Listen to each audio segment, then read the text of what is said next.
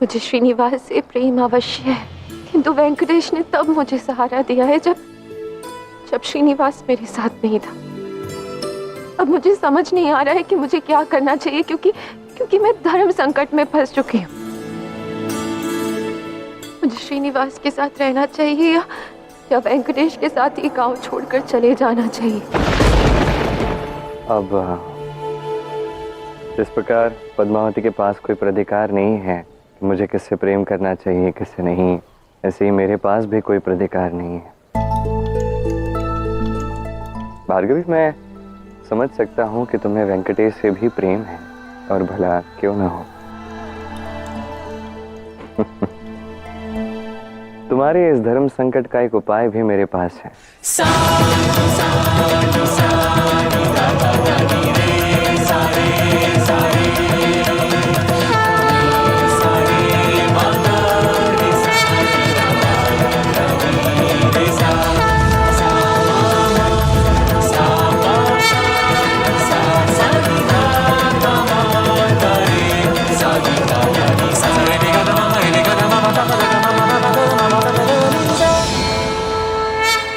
मैं ही वेंकटेश हूँ, मैं ही श्रीनिवास, और मैं ही विष्णु हूँ।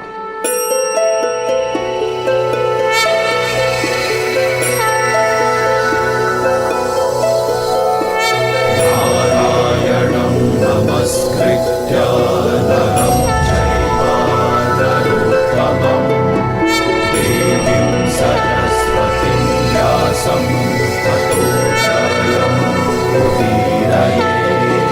नारायणं नमस्कृत्य नरं चैव नरोत्तमं देवीं सरस्वतीं व्यासं ततो जयमुदीरये।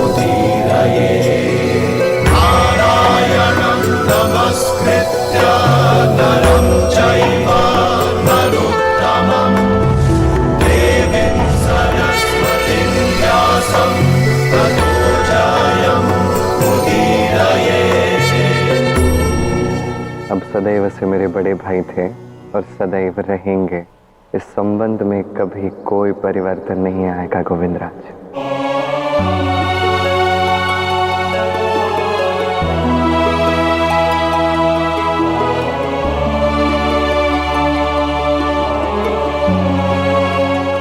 प्रभु, मैं ये तो समझ गया कि जिसे मैं अपना छोटा नटखट भाई श्रीनिवास समझ रहा था, वो तो साक्षात नारायण है। किंतु मैं ये नहीं समझ पा रहा हूं कि आपने ये श्रीनिवास का रूप क्यों धारण किया। एक श्राप के कारण। मैं आपको श्राप देती हूँ, लक्ष्मी कभी ब्राह्मणों को नहीं मिलेगी। मैं चाहता हूं कि देवी लक्ष्मी मेरे घर में मेरी पुत्री के रूप में जन्मे। तथास्तु भृगु। मैं आज वचन देता हूं कि जब भी कोई व्यक्ति हम दोनों को अलग करने का प्रयास करेगा, वही व्यक्ति हमें निकट भी लाएगा। मैंने श्रीनिवास का रूप धारण किया ताकि अपनी भार्गवी से पुनर्मिलन कर सकूं। और जैसा कि आप जानते हैं, श्रीनिवास और भार्गवी की ये यात्रा कदापि सरल नहीं थी।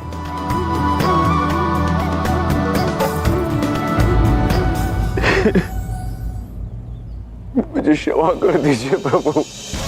पहले अपनी लक्ष्मी, अपनी भार्गवी को खोने के भय से, तत्पश्चात श्रीहीन होने के श्राप के भय से मैंने आप दोनों को मिलने नहीं दिया। मेरे कारण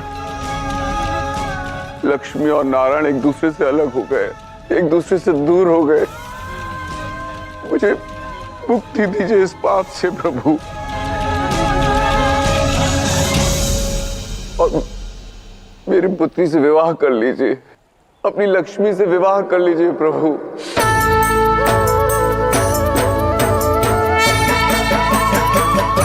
तो अंततः तुम्हें दिया हुआ वचन पूर्ण हुआ भार्गवी। तुम्हारे बिना एक क्षण भी नहीं रह सकती मैं, किंतु पापा का हृदय भी नहीं दुखा सकती ना। वचन रहा, जो भी होगा तुम्हारे पिता की अनुमति से होगा। आज तुम्हारे बाबा की स्वीकृति मिल चुकी है। अब तुमसे पूछना चाहता हूँ, क्या तुम मुझसे विवाह करना चाहोगी?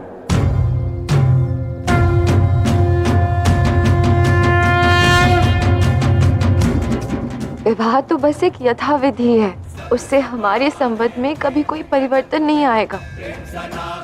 हमारा प्रेम तो इन सब से अधिक है।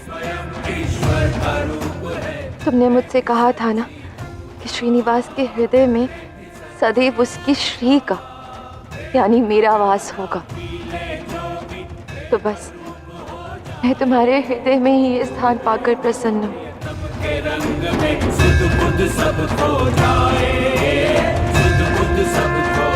यदि तुम यही चाहती हो भार्गवी, तो ये अवश्य होगा।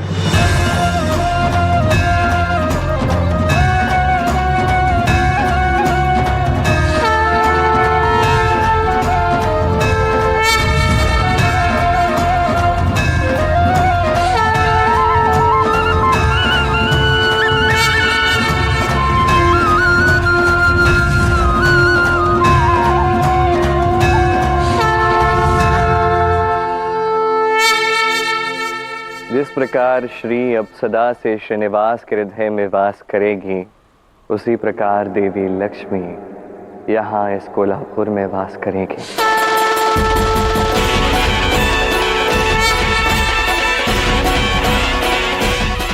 स्थान एक तीर्थ स्थल बन जाएगा और महालक्ष्मी का ये अंबाबाई स्वरूप स्थान पर सदा सदा के लिए पूजा जाएगा।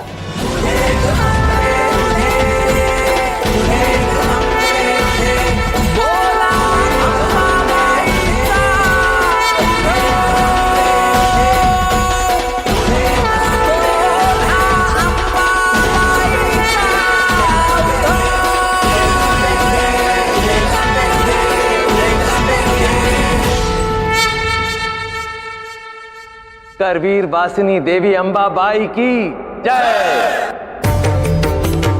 देवी महालक्ष्मी ने कोलासुर का वध कर और यहां स्थापित होकर कोल्हापुर वासियों को और अपने आने वाले भक्तों को बहुत बड़ा आशीर्वाद प्रदान किया है।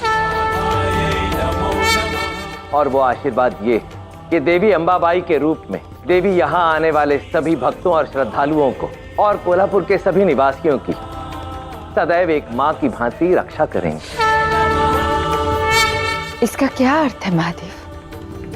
क्या श्रीनिवास और भार्गवी की यात्रा समाप्त हुई? नहीं गौरी, अभी इनकी इस महान प्रेम गाथा का एक पड़ाव शेष है और उस पड़ाव का संबंध वेंकटगिरी से। प्रेम स्वामित्व नहीं है, प्रेम आत्मसमर्पण, प्रेम अपने प्रिय को खो देने का भय नहीं, उसे पूर्ण रूप से स्वतंत्रता देने की उदारता है। ये प्रेम तभी सत्य है जब ये आपको बांधता नहीं, अपितु आपका आत्मविश्वास जगाता है। प्रेम तभी सत्य है जब ये आपको स्वयं से प्रेम करना सिखाता है। बस यही पाठ इस संसार को पढ़ाने के लिए मैं और लक्ष्मी श्रीनिवास और भार्गवी के रूप में यहाँ पधारे थे।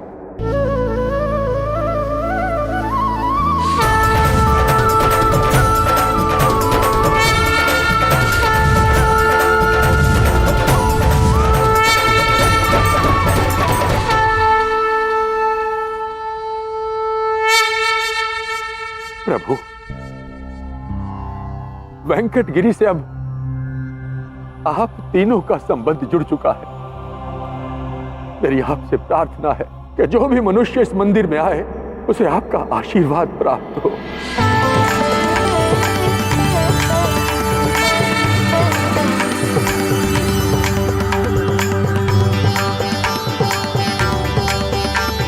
श्रियकान्ताय कल्याण निधये निधयेर्दिनाम्।